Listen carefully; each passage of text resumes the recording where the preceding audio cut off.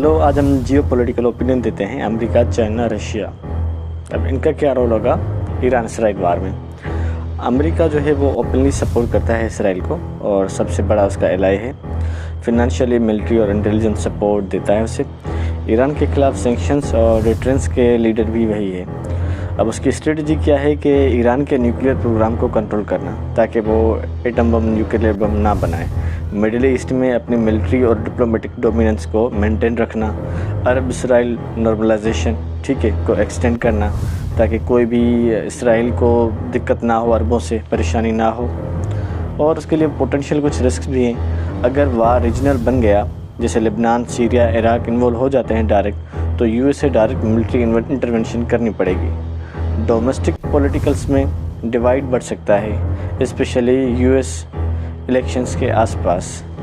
अब चाइना का रोल इसमें क्या है कि वो पब्लिकली न्यूट्रल है, अदरवाइज प्रो ईरान इकोनॉमिकली है। चाइना ईरान का स्ट्रेटजिक पार्टनर है, स्पेशली ऑयल एंड गैस के लिए, लेकिन वार ओपनली सपोर्ट नहीं करेगा क्योंकि चाइना को ग्लोबल ट्रेड और स्टेबिलिटी चाहिए।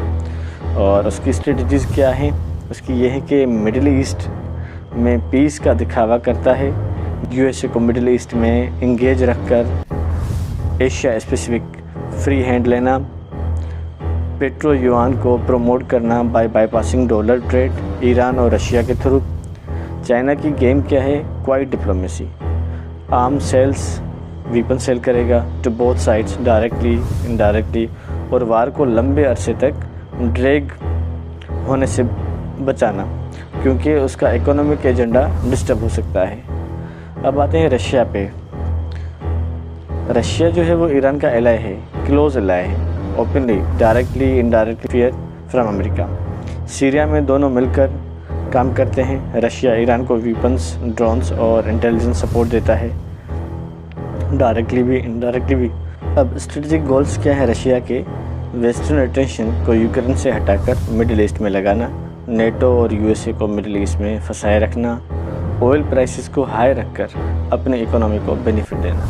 रशिया का इंटरेस्ट वार लंबा चले, अमेरिका कंज्यूम हो और सैंक्शंस ईरान और रशिया दोनों पे माइल्ड हो जाएं ड्यू टू ग्लोबल इंस्टेबिलिटी। अब फाइनल थॉट ये है कि ये वार सिर्फ इसराइल और ईरान का नहीं, ये प्रॉक्सी चेस बोर्ड बन चुका है जहां रशिया ईरान का नाइट है, चाइना साइलेंट बैंकर है और अमेरिका अपना क्वीन यूज़ कर रहा है।